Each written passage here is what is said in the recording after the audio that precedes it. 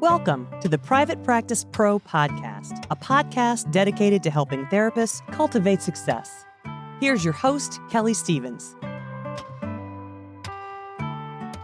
This podcast is sponsored by Simple Practice. I've been using Simple Practice since 2016, which has helped me run a smooth and profitable private practice over the years. It has simplified everything from scheduling to billing, giving me a better balance between the work I'm so passionate about and the family time I'm not willing to miss out on. Check out the episode notes to get a free 2-month trial of Simple Practice, my preferred all-in-one HIPAA-compliant solution. All right, everyone. Welcome back to the Private Practice Pro podcast. I'm so excited, Kayleigh, to have you here. So I'm just going to have you introduce yourself because I'm a terrible introducer. So I feel the same way when I do my podcast. I'll often record offline because I'm too panicked. Oh my God, me too. I hate the intro is the scariest part and then we just get into it. So tell me who you are, obviously, where you're physically sitting right now and where you practice, and just give me the whole thing. I'm going to drink my coffee while you do that. I love it. Well, thank you, first of all, Kelley, so much for having me. I'm so excited to be here and get to chat about this stuff today. So I'm Kayleigh Summers. I am a licensed clinical social worker, and I own a solo private practice specializing in perinatal trauma. It is virtual, but I am currently sitting in Downingtown, Pennsylvania, which is about an hour outside of Philadelphia, for those who are not familiar with the area. Along with my private practice, I also run both Instagram and TikTok communities, again, specializing in birth trauma, perinatal trauma, and supporting families through that, as well as a podcast that I just started this past year. Oh my gosh, I love it. And that's how we got connected is, as a mom, you were one of the accounts I was following even prior, I think, to starting my own account. Okay. And one of the ones that a lot of my friends would send me things on. And so it's, first of all, so fun to have you on. And so are you licensed in Pennsylvania? Are you licensed anywhere else? Or do you see people statewide, or how does that work? Yeah, so I see people statewide. I'm licensed in Pennsylvania. I offer consultations for those who are outside of Pennsylvania. And those are really conversations around what support they're needing, how I can get them connected to that support, and some psychoeducation around trauma. Yeah, I mean, I feel like there's not... there's just so few resources for people who are really specialized in birth trauma, So, and I would imagine with the following that you have, you probably get calls from people out of state, not just in Pennsylvania, right? Yes, I absolutely do. And so, again, really trying to get them connected to the resources near them, because I have those networks. And so often when I'm meeting with people in these consultations, their first thing is just this happened to me and I had no idea where to turn. And I just know your page exists, so I contacted you. And then I'm able to get them connected to resources in their local state to get them in with therapy. How did you get into this specialty? I mean, I kind of have a sense, but maybe let's go with how did you get here?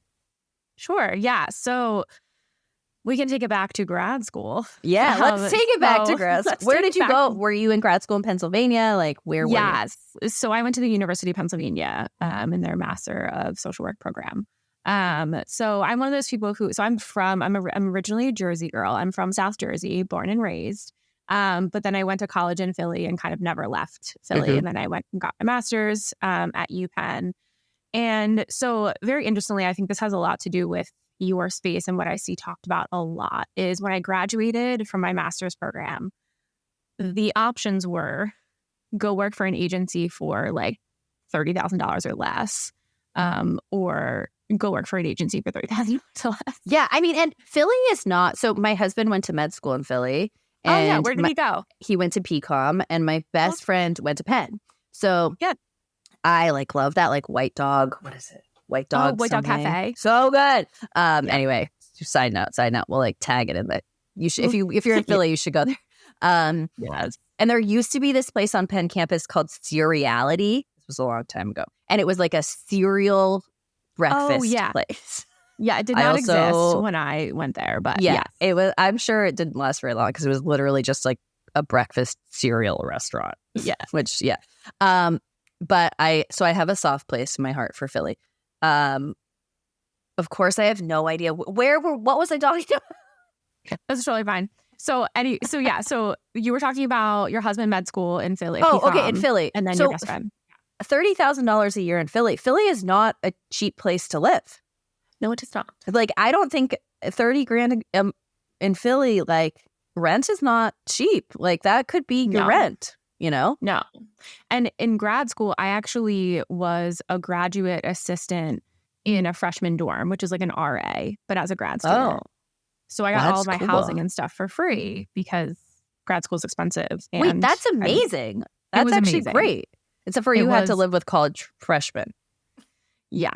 It was great though, because we were all grad students. There was like 25 of us, maybe less. And I met some of my best friends there. So it was really cool. But anyway, sidetrack. Oh my gosh, that's actually an amazing. Okay, so where did you do your training? Did you do anything related to birth trauma, or were you in a totally different? Okay, so where did you start? We're not even getting there for several years. So I started.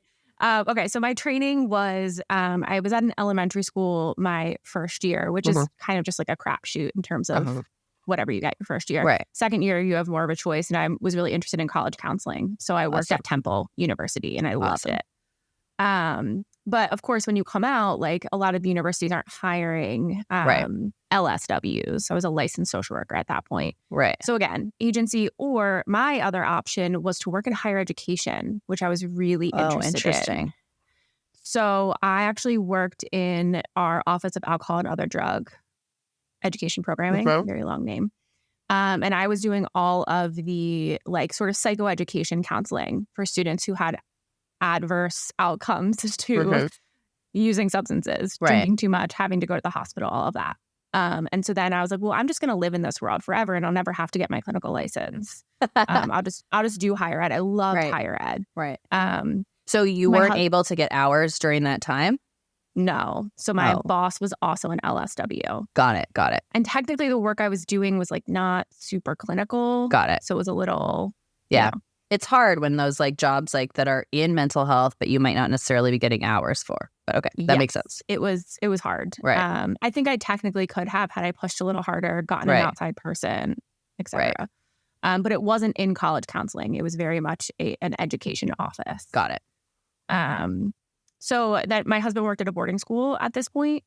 Sorry, he was my boyfriend at the time, I guess. In Philly or where? No. So it's called the Hill School. It's in Pottstown, Pennsylvania. It's about an hour outside again. Got it.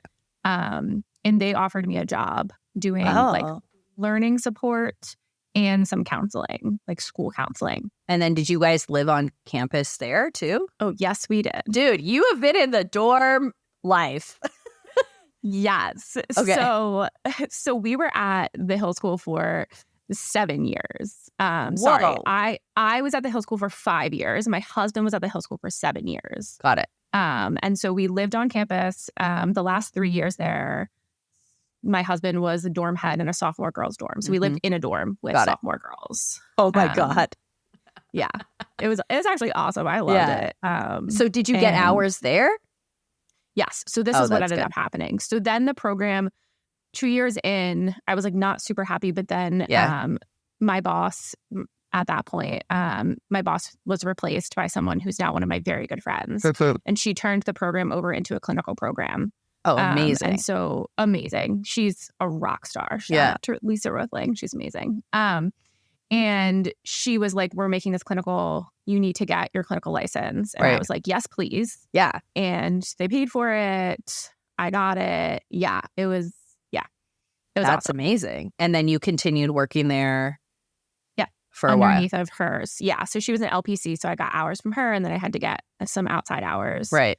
And so then within 2 years, I was able to get my clinical license.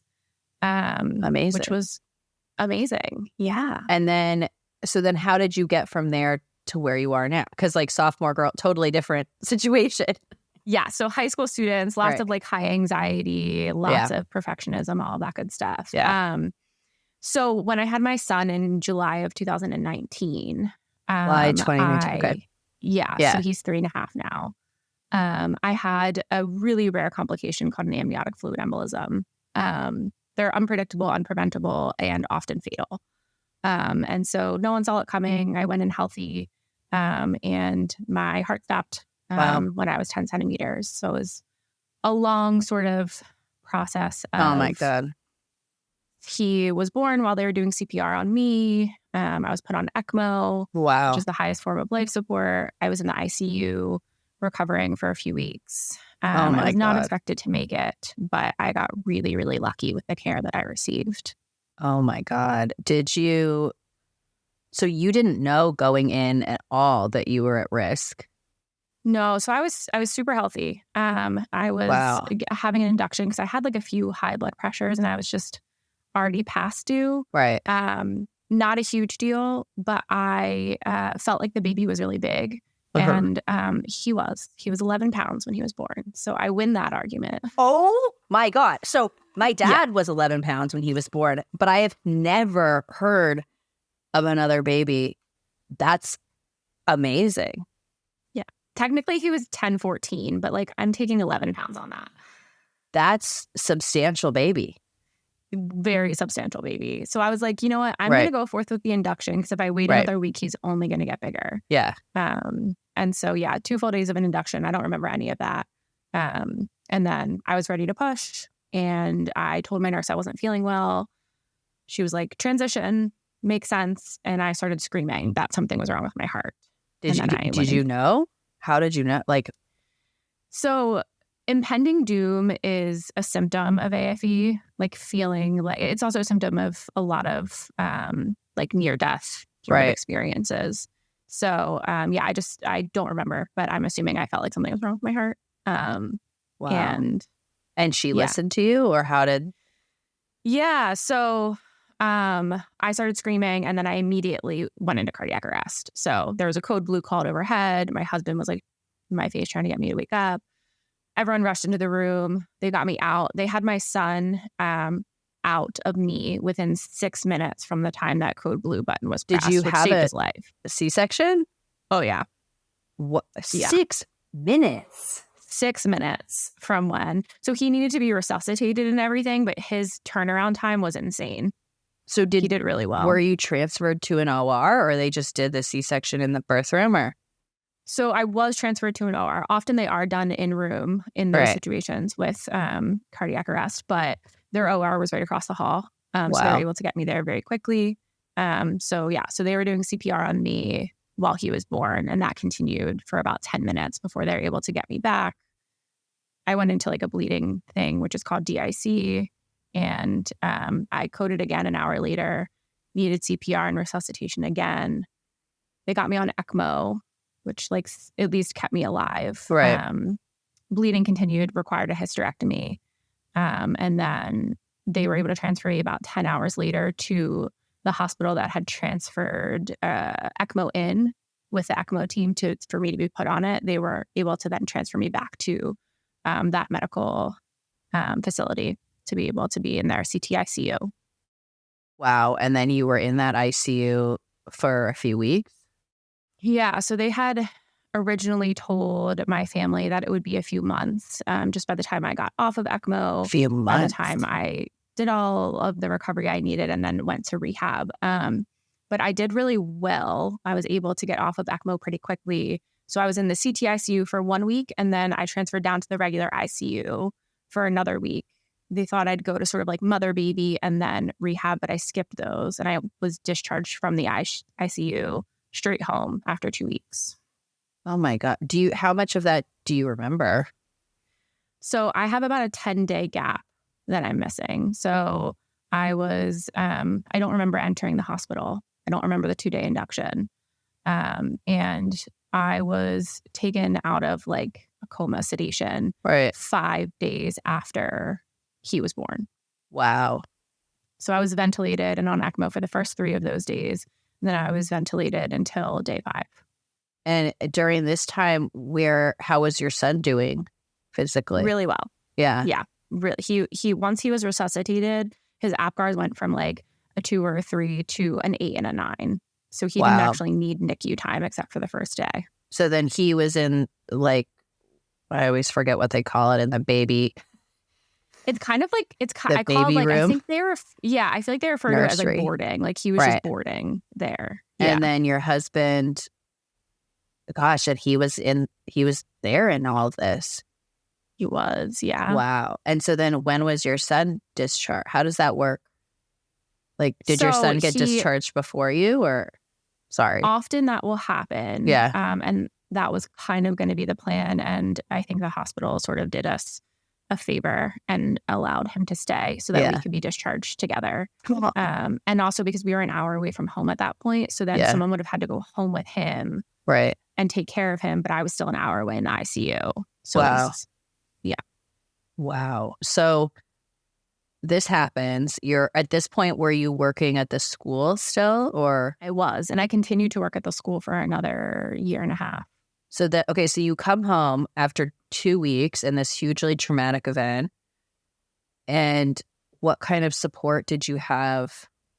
Like, that moment you come home, what was that like? Yeah, so this is the point that I think is really hard to describe. But the way that I describe it is for 2 weeks, I had people coming into my room telling me what a miracle I was and that I shouldn't have survived. And they are so happy to see me, like crying doctors, and me obviously crying. And so all I was told over and over again was how amazing it was that I was alive.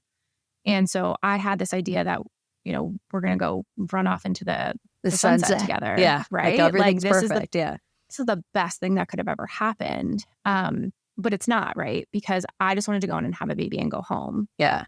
And now I was like left in shambles. I couldn't have any more kids. I just had to now deal with this. And so it was like a crushing reality of how did this happen? And how is this my life? And you have to go home and have a newborn. And I couldn't take care of him. So my parents had to live with us for 6 weeks. And my parents are the best, most amazing humans, but like no one wants their in-laws to live with them for 6 weeks when they expected to like become a family for the first time. Right. Of course. Yeah. So that was hard on my husband. And so basically I woke up to this reality of like, this is awful. And I can't allow it to be awful because I just have to be grateful because so many people die of AFEs and I wasn't one of the ones that died. So I just need to be grateful. And there's really no room for anger or sadness.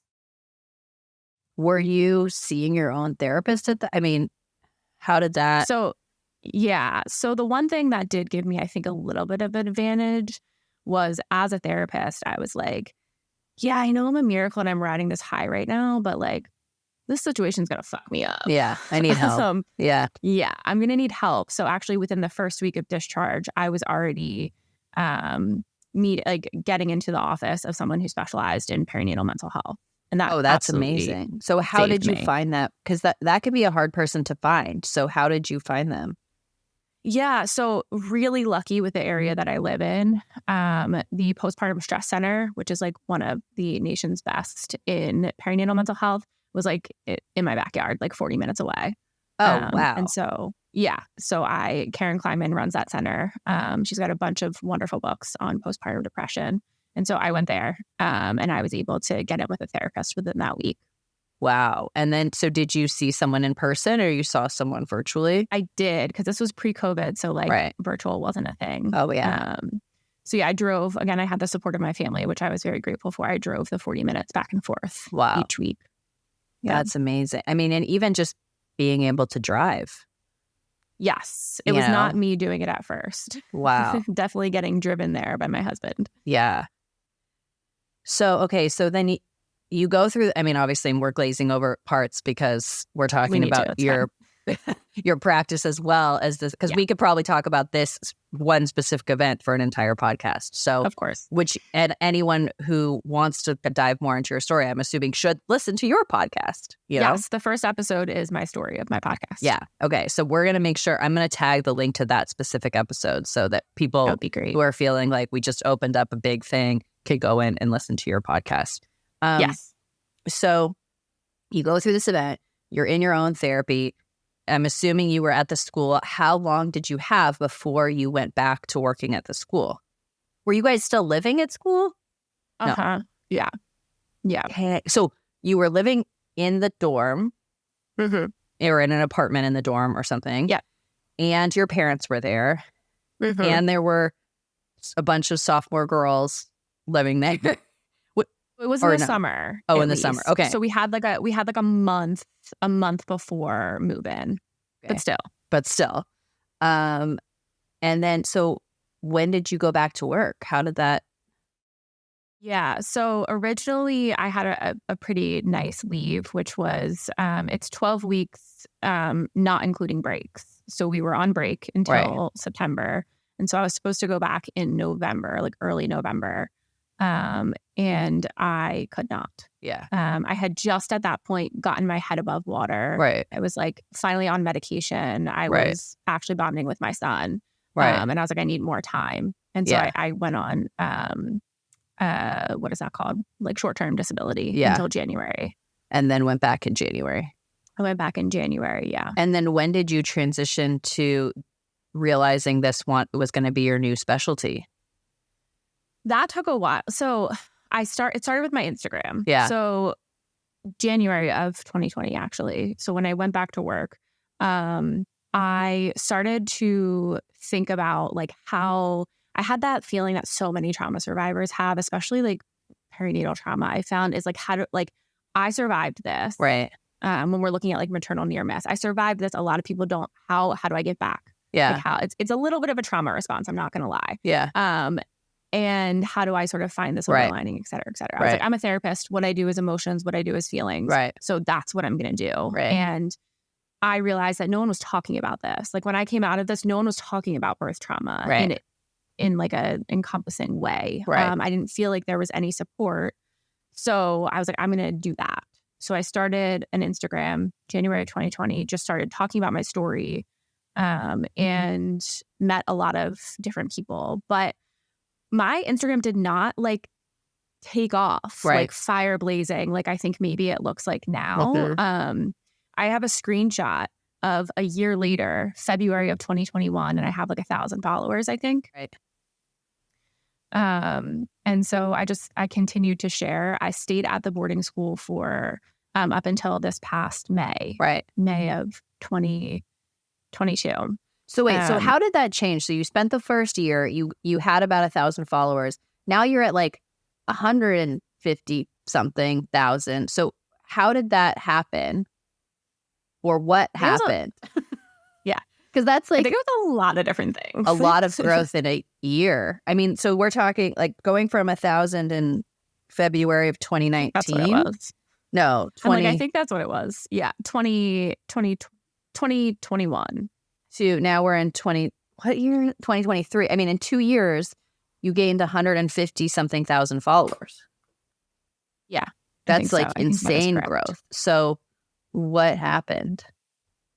Yeah. So I think a few things happened. I will say that one of the first things that happened was Bundle Birth Nurses, an amazing account doing lots of L&D nurse education.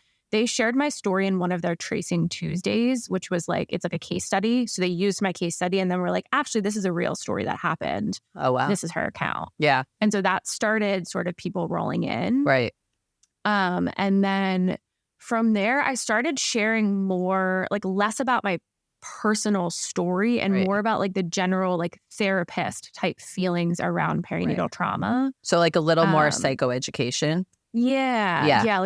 Like really my what I have viewed as why my platform has been successful is this intertwining of like personal story. Right. Like this is why I understand this. And this is actually what's happening, why we're having these feelings and why it's a totally normal response to an extraordinary situation. Right.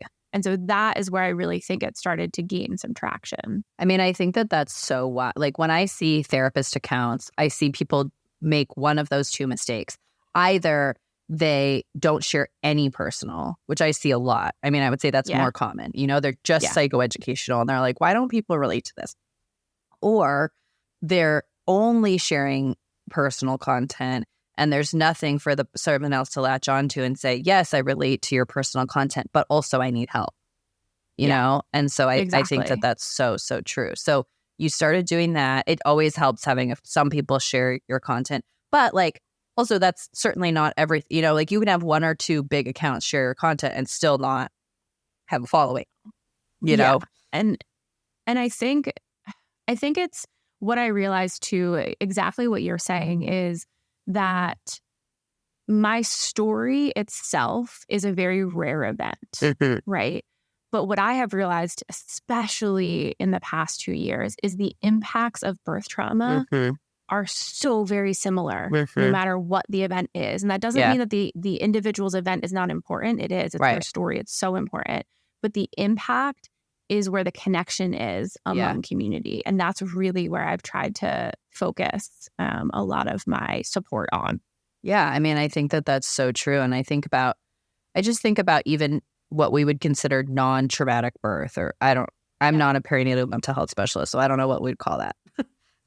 And just birth in general is this like event that we expect, like, oh, we should be so grateful that we had this baby, but there's a huge reality component to it that, I think, like, as a mom who had, again, what we would call like a typical birth or whatever, like I was in and out and whatever, I can still relate to so much of the content you post, in that, like, becoming a mom is never easy, no matter what. Nope. Hey, therapists. Are you listening to the show and thinking, I really want to launch my own private practice, but I have no idea where to start? Make sure to check out Kelley's Private Practice Roadmap course. In the course, Kelley gives you the exact steps you need to open your own thriving practice. You can find the link below in the show notes. So in terms of, okay, so you build this online following, when do you open an actual practice? Yes.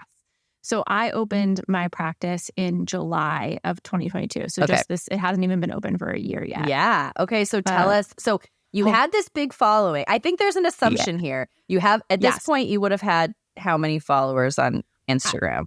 I'll just conservatively say like 120,000 or 115,000 maybe. Okay. So you open at 100. So I'm going to make the assumption that that maybe you assumed, or other people assumed, like, oh, this would be easy because I have this following. So tell us what happened. Yes. So it was so stressful. So to be clear, like, even now I look back and I'm like, what was I thinking? What was I thinking? But I give myself credit. I was like, I trust myself. That's what I was thinking. 100%. Like, I trust myself to make this work. But we left a boarding school where like all of our housing and food and utilities were paid for. My husband took a new job. I started a business. We bought a brand new house. Wow, dude. We had to move our kid to a daycare that was significantly more expensive. And you still had a young child. It's not like, he just turned 3. Yeah. Yes. So anyway, but I like trusted myself. I was like, we're going to make this work. And I had always heard like 6 months to a year. Yeah. Like 6 months to a year is what it takes to build a full caseload. And I was like, okay. And I was also like, I do have a lot of followers though. Yeah. Like, I have a lot of followers. I mean, 100K is a lot of followers. Yeah. Like, maybe it will take me less time. Yeah. And it was a slow trickle for sure. And so I think what I learned for people listening is, and I think this is important for people who don't have a big following, is that you do not need a big following. And a big following does not mean that you are going to have some massive caseload. So agreed. What I will say is, I like having the state restriction is the biggest part that is like a hindrance. Like, if you have a big social media following and you don't have a state restriction, I do think that helps you in terms of like getting clients and things like that 100%. But what I found really interesting is that when I asked my Pennsylvania clients that I got where they found me, only like 10 to 15% were from Instagram. Wow. Where did they find you? So like local doulas.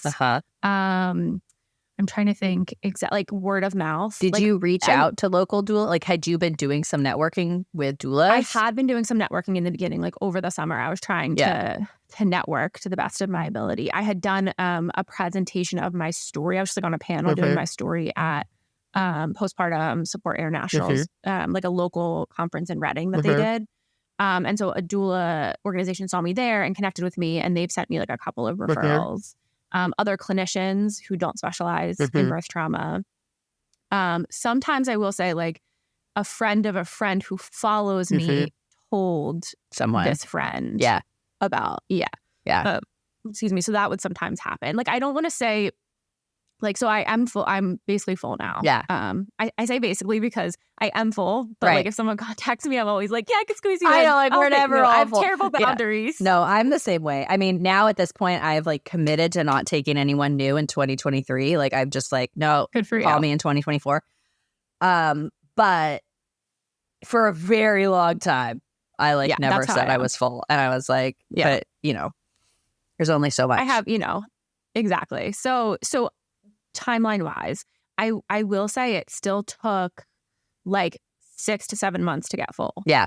And even with a sort of larger following. So just, and people who have smaller Instagram followings, if you're doing that networking on the ground floor, I really do think you're in a better spot than if you were to like grow your Instagram. If again, you're looking at, you're licensed in a specific state and can only see that state.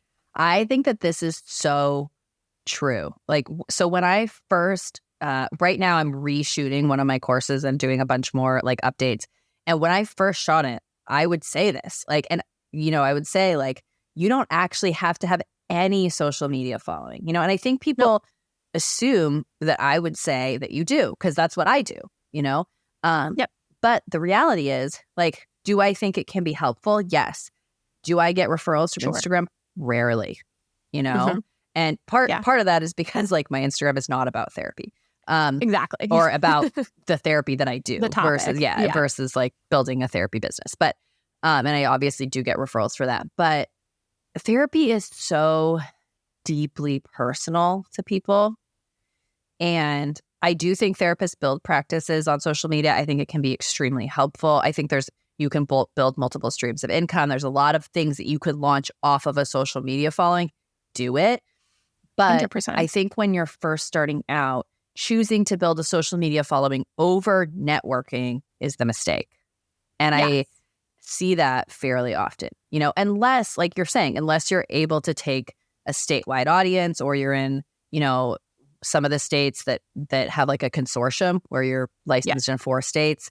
I think sometimes the therapists here in California, we're such a large state, or like therapists that I know that are licensed in like Texas, for example, where their population is so big that like their followers, like they could be, I think sometimes that could be a little helpful too. Absolutely.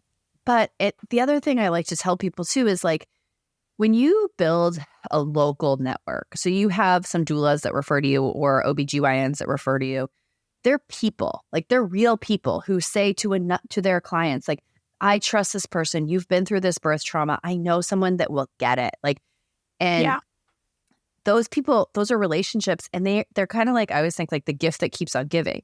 Do you know what I mean? Like, you don't have to create an Instagram post every day that you're sending to that OBGYN.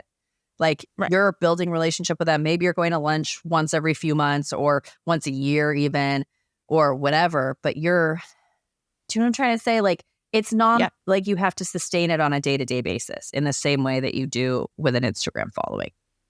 Yeah, or absolutely. TikTok. I would say my Instagram following's goal is not to support my private practice. Yeah. And I think that is, and that's always been the case. But of course, you're like, okay, when you're anxious about starting a business, you're hopeful that that is going to, buoy you a bit. Right. And I've also gotten feedback that part of it is my own fault because I don't do a great job marketing because I don't like it. Like, I've had a couple of therapists be like, I mean, like, if you actually marketed, you'd probably be full. I'm like, but I don't like it. Yeah. I mean, I don't know. I mean, I think there's so many differences of opinion on this. Agreed. I think that, first of all, I follow you, and I think it's obvious that you're a therapist and that I could call you for a client. So I appreciate that. I guess what you're saying is, like, if you were on your stories and you said, like, don't forget, like, I'm accepting new clients in Pennsylvania or something like that. Yeah. Yeah. And every now and then I would like, that's, that's a part of the gig. I have a lot of reservations just around like how I've created this space, what my goal is with this space, and keeping true to that and authentic to that. And of course I want to be able to offer my services and what I do. And I don't think that marketing is problematic. I'm not by no means saying that. I think everyone should market themselves. Yeah, 100%.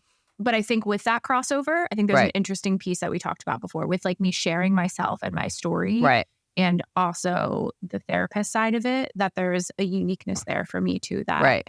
sometimes makes it difficult and is a really interesting, totally separate conversation around when you are a therapist who shares very openly their life and their trauma Right. online, what that means for you and your client in the room who is seeing that. Oh, interesting. Yeah. How many do your clients follow you? I think a good amount of them do. Yeah. Yeah. Even if they didn't find me that way originally. Right. But I've even had people get referred to me. This is mind-boggling. Right. I've had people get referred to me from other clinicians and then be like, oh, I totally follow this person. Like that is like, I'm like, how did you not find me on your, like, again, That doesn't surprise me though, because it's like, I know. first of all, you have a very large following. So like if somebody's in the moms, like they're having a young child and they're searching about birth trauma, just by the nature of the fact that I would assume you're one of the bigger birth trauma accounts on Instagram, they're going to get fed your content by the algorithm. So we both know that your overall goal is to support women going through birth trauma. That's like the number one goal, right? To support women that we're in the place that you are in. And I will say, as somebody who watches your content, I could buy nothing from you and be supported. In fact, I've never bought anything from you, so I know this. Not offering a whole lot. Yeah. But a huge part of creating content is time. Like you're investing your time in running a huge account, a huge community on Instagram, on Facebook, on TikTok. And that takes a tremendous amount of hours. So have you thought at all about how, like, monetizing your content or selling online products or courses or resources or workbooks, or what have you kind of wrapped your brain around? Yeah. So I do some ad work. I'm very particular. It has to be like, often it's food because I just love food. And so there's certain food products that I'm a big fan of and will share that with my audience. Yeah. Few and far between. But I do that. And then I do have some like workshops that I am working on. I think my biggest hindrance, my biggest issue has been my wanting to do everything myself for both financial reasons and just like control reasons. Yeah. And that has really stunted my ability to do some of these other things, right? Like, so I started a practice and now I'm full. Right. So like, guess what takes up most of my time? Clients. The work that I love doing, right? And I do. But to your point, like, yes, I create a ton of content and I love doing it. It's one of my favorite things, clearly. But I also am wanting to be able to support my community in sort of a longer format and in a way that is more affordable, maybe for some of them who can't afford one-on-one therapy or who can't do therapy with me because they're out of state. Right. So like workshops and things like that. So what you're saying stopping you from do that is, one, you want to DIY it, right? Yeah. And then two, well, is there a number two, or is that the main one? Finances. Oh, so finances, like having to outsource, like, because I started very much like very frugally, very DIY, because it was like, if you want to try to do this, we just bought a house, we just did all of these things. We can't sink a ton of money into a business, which I totally get. But at this point, I probably reached the point where I need to outsource, and I'm having trouble with all of the steps you have to do to outsource. Oh, let's talk about this.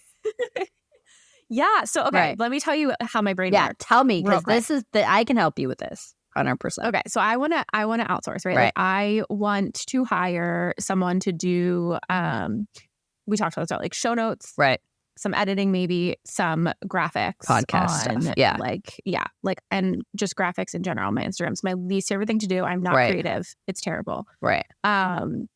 And so my brain's like, okay, what do I have to do in order to do that? Well, I have to create a contract. Okay. So I have to tell my attorney, which I finally hired an attorney. And I have to get a contract made. I have to get a job description made, and I have to create all of the avenues to do that, and then interview people and actually hire someone. Okay, let's go back. Hours that's actually. I'm not so sure you need to do all those things yet. Okay, so this is what my brain is saying. First of all, on your Instagram, you have posts that are like I call them stagnant posts, but you're saying like the graphics. Yes, the static posts, which I had like almost done away with and only done Reels for a while when Reels were like The thing. it. Thankfully, I do appreciate static posts, so I'm grateful that those like They've come back. It's become more even. Yeah, I and freaking love it. I think my community likes that too because I like being able to provide static educational content, and I think that's important. How many of those have you already made? Oh my God, I don't know. So a ton. Do you use them again, or you only use them once? No, I do repurpose. So I will repurpose content, but like I'll take some stuff from a reel and like make it into static content. But let's say you posted a static post a year ago. Can't you just repost that same one again? I could. Because who in their right mind is scrolling a year back? Oh no, girl, I archive. So then you can't even, if you do scroll back, you won't see it. So why don't you use it again? I do sometimes. But sometimes my graphics are also so bad that I like redo them real quick. Oh yeah, okay, I do that. So Kayleigh of a year ago, even though I'm not even advanced now in Canva, I have learned at least a little bit. Yeah. Okay, so here's my first tip, which you could do alone, is I did the same thing. So it's like, first of all, if we think, like, I think about it in like a 90-day cycle or even like a 120-day cycle. Like no one is going back past 120 days. So I'm assuming you've been posting for a few years. You have at least 100 posts. At least. Oh, yeah. At least probably 120. So you just need 120 really good posts that you've taken the time to like.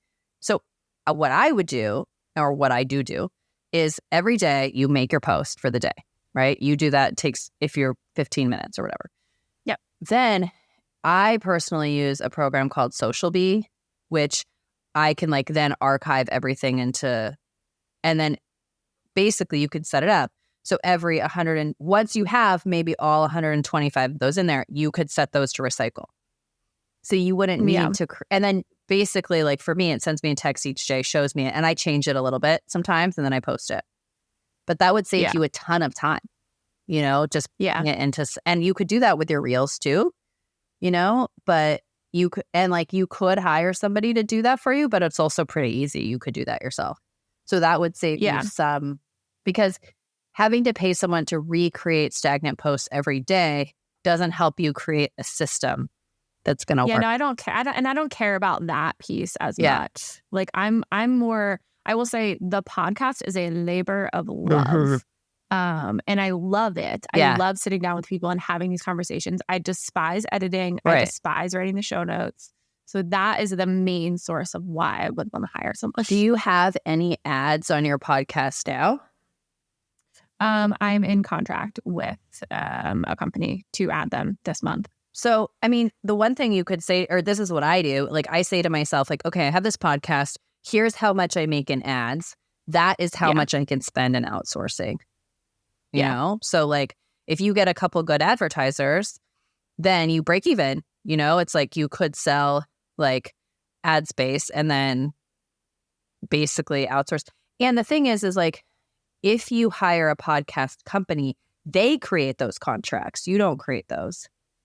Right. So like you don't necessarily need to pay your attorney to, I mean, you could pay your attorney to look over them if you wanted to. But usually when you hire like a producer or a like some, even just an editor, they are working with 4 or 5 other podcasts or something. They have a contract, and you usually contract for a certain number of episodes. So they'll say to you like, I do have, this is the one thing I do have, which I love, is that I have a company that does all of my ad work for me, including podcasts. Oh, that's great. Instagram, TikTok. So they do all, I don't touch that. One time I tried to do my own ad and I'll never do it again because it was 97 emails back and forth. Never again. So what, they Literally just, 97. they tell you like, oh, you're going to like record this thing and then whatever. Well, they'll come to me and be like, hey, this company's interested. Right. Are you interested in working with them? And a lot of times I'm like, no, it's so much. Yeah. Like I'm just very particular about the content that I put out to my community. Of course. And so I'll be like, yes, this one definitely would love to support that. And then they'll do the whole contracting and everything on the back end. Oh, well, that's great. It's amazing. Yeah. So you just need a few recurring ads, and then you hire someone to help you with your podcast. And then ideally you have a break even sort of situation, or a better than break even, Sure. Exactly. And then That's funny though. I agree with you. Sometimes you get ads. Like I got one for an underwear company and I was like, do you know what my podcast is about? Like, Yeah. like, yeah. I really? actually, the worst ones that I get, and like, I get it. People are just sort of sending things off, but people who are very specifically like, we love your content around birth trauma. Right. We're wondering if you want to try. And the ones that I've gotten are like pregnancy related. Right. Or so like I can't You're like, be I'm pregnant not again. pregnant. Yeah. So, and I can't ever be again. Right. So that you should probably like read up on Yeah. that. Like very specific stuff related to having another child. Right. Or like fertility Trackers or like whatever. prenatals and fertility vitamins was the one Right. the other day. And I'm like, I will never Right. be trying to have a baby Right. or have another baby. So like, nope, not a good fit. Right. Yeah, I know. It's always funny when people like don't watch your content and they're like, but I'd like to advertise. You're like, you don't even follow me. That's like the best one, you know? Yeah. Okay. And what about, so you do some workshops, those are live, but what about recording some workshops or a course? That's the plan. Yeah. Yeah. That's the plan is to record some workshops. Yeah. And there's lots of other things that I want to do, that I want to be able to offer in terms of more broad support. Yeah. Because I think that for my community is something that's been asked for, been needed, outside of just the one-on-one therapy. And I also run some groups as well, which I love groups. Okay. So which one are you going to do first? Probably some like monthly workshops that I record as well. Do that. And that one's not too hard. You could technically do that on your own, you know? I'm gonna. I mean, you could like do it on Zoom, have a Zoom link, set up a checkout page and record it and send it out, you know? Yeah. And you could have like a little database of like, you know, if you do 12 in a year, people could pay to have access to all 12, you know? You're so smart. Just saying. I mean, we it. could talk for 2 more hours about monetizing your content. And I know. if you ever feel like you're like, okay, I'm going to take that next step and I'm going to dive into really doing it, I could totally help you with that. And I think it's like from a more logistical level, I know like what I had to do is say to myself, like, okay, here's the amount of money I'm willing to, because like the problem with, or I think the benefit of private practice is you can start up for very minimal startup costs, you know? Exactly. It's like, and I have a worksheet for this too of like, here's like, which is free and I'll put it in the links, but it's like, you can start up, you just need a computer, some malpractice insurance. Like we're not talking about a massive money. I think when you're talking about creating online products, there's a certain amount of startup you have to be willing to do. But that could be $5,000. It could be $1,000, you know, like depending on what it is you're willing to invest in. So I think part of it is that mental investment of saying, okay, this is what I'm willing to invest in my business that I'm willing to lose if I had to. The thing is, you already have such a massive following compared, like I usually have people coming to me that say like, I have like 1,000 followers and I want to monetize this content. Like you have enough followers that like, if you put out a workbook or you put out a workshop, like it's going to make the money back. Yeah. There's just no way it's not going to. I mean, just even like I always use the ratio, and I've heard this a bunch of times and talked about this on this podcast, that like we can assume that 1% of our followers are going to become buyers. So even if only 1% of your audience bought your workbook or your workshop or whatever, like I'm assuming that would pay for the cost of it, you know? Yeah. So, no, that makes a lot of sense. I think you should do it, but I'm a pusher on this kind of topic.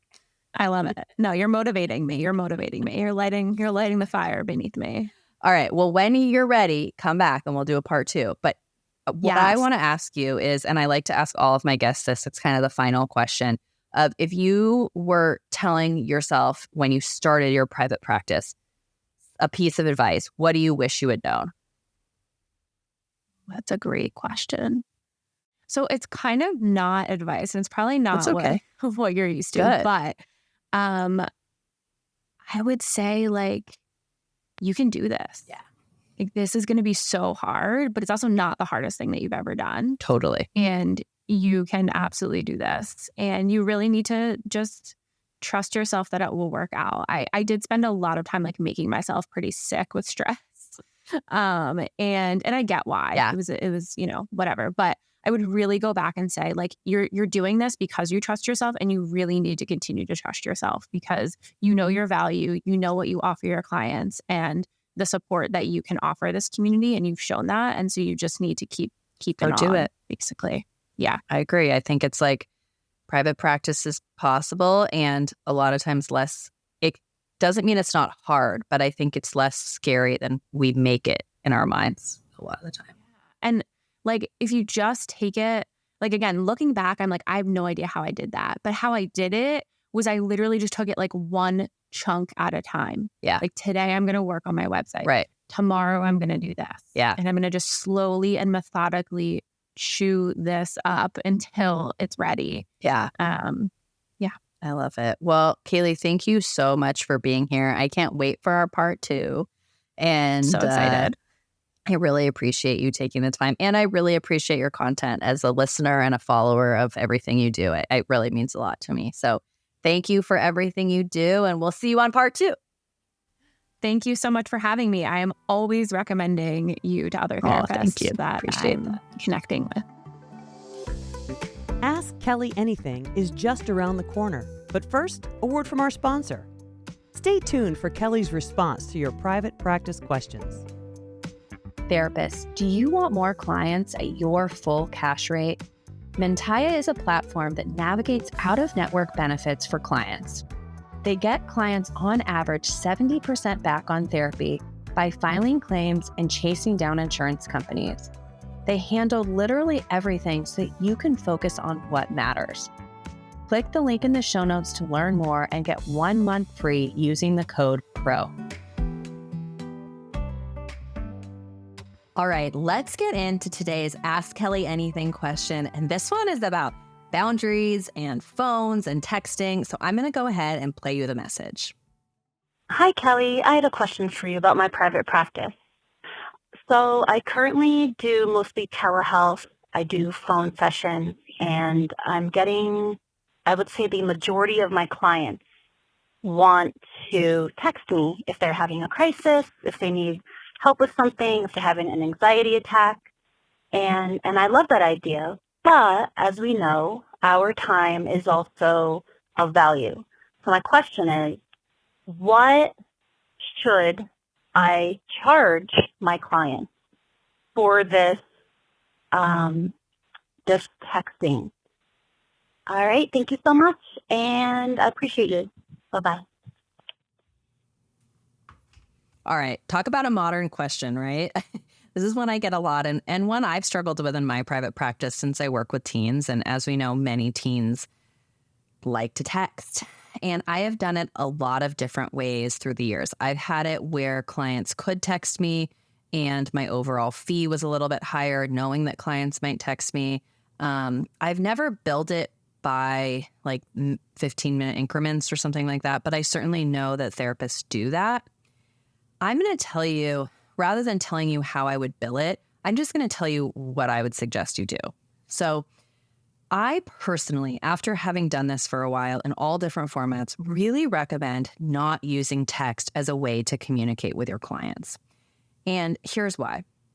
If you see a full caseload of clients, right, whatever that means for you, and all of those clients are able to text you if they are in crisis or they have some sort of clinical issue, you run into this situation where you can have a lot of what I call pop-ups, right? So you're at the beach with your kids or you're at the grocery store, and all of a sudden you're standing there and having to multitask and respond to a client message. Now, what I suggest doing is laying out in your private practice paperwork what your texting and phone availability is. So if you end up buying my paperwork packet, for those of you who know, I have like a whole paperwork packet that's all set up for you, and you can check out the link below in the show notes. But I have a template for this where I basically say, you are able to reach me by text or by phone in these hours. So for me, that's like 9 a.m. to 5 p.m. All right. And I say very explicitly in there, my cell phone is not an emergency line. It's not a clinical line. My cell phone, so voicemails and text messages, really should be used just for scheduling or maybe a really quick question that you have about logistics. And I tell clients, if you feel like you are needing more support between sessions, we can do one of two things. Either we can schedule more sessions during the week, or we could schedule a mini phone check-in. And usually I recommend actually scheduling a half an hour for these and charging half of your full fee for them. It allows clients to not be using you as an on-call service, right? So for us as private practice therapists, many of us are coming either from community mental health or treatment centers where clients needed that extra support. And if you have a client who really on a consistent basis needs ongoing textbook support in between sessions, I would say they might not necessarily be at the acuity level where they only need private practice therapy. Maybe they need to be attending a group once a week, or maybe they need a case manager, or maybe they need some kind of coaching sessions with an executive coach on, time management, or maybe there's other things and other services that you can kind of put in to build some scaffolding and infrastructure. But I think you enter into a slippery slope when on a consistent basis, you are open to text messaging. Now, all of that being said, have I done it before? Yes. So every once in a while, I have clients who will text me and say, you know what, Kelley, I had this thing come up. Maybe they got in a fight with their husband, or maybe they broke up with their boyfriend and they really just need to do a check-in.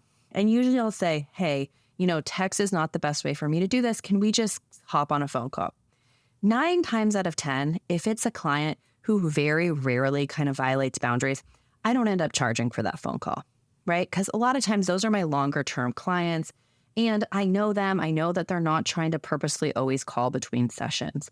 So there are going to be exceptions to this rule, but on an ongoing basis, when you think about your career for the next 30 or 40 years, envisioning a practice where I'm constantly getting text messages from clients about clinical issues feels very unsustainable to me. So one kind of caveat to this that I might say is when I'm working with teenagers, sometimes parents want to give me updates, right? And so the way that I handle this is a lot of times I'll tell parents, it's not necessarily the best idea for us to speak on the phone between sessions because we can risk kind of violating some boundaries for your teen. And I ask them to send me an email. So that's another thing you might consider doing. It allows clients to sit down and really think, is this something I need to be talking about with my therapist, or is this something I need to talk about with my friends? So, you could always suggest that your clients send you an email. The key to making sure this all works and to not sounding kind of like cold-hearted is to make sure you say it in the first session. Really lay out for clients what your text messaging phone hours are, right? And I explained to clients in my very first session with them, the reason I'm not able to provide support over text message is one, it's not super confidential, right? If you send me a text messages and I'm sitting next to my husband at a restaurant or with a friend, that might pop up. It's not really confidential. Also, I can't guarantee that I'm going to get back to you within any period of time, right? Some people have their phones with them part of the day, all of the day. Some people don't, right? I use a separate work cell phone apart from my personal cell phone, and I tell clients this. And when I'm out in the day not working, I don't have it with me. So text message isn't a super reliable way to get in touch with me. I really encourage you to think about the boundaries that are right for you in your private practice. I hope this helps.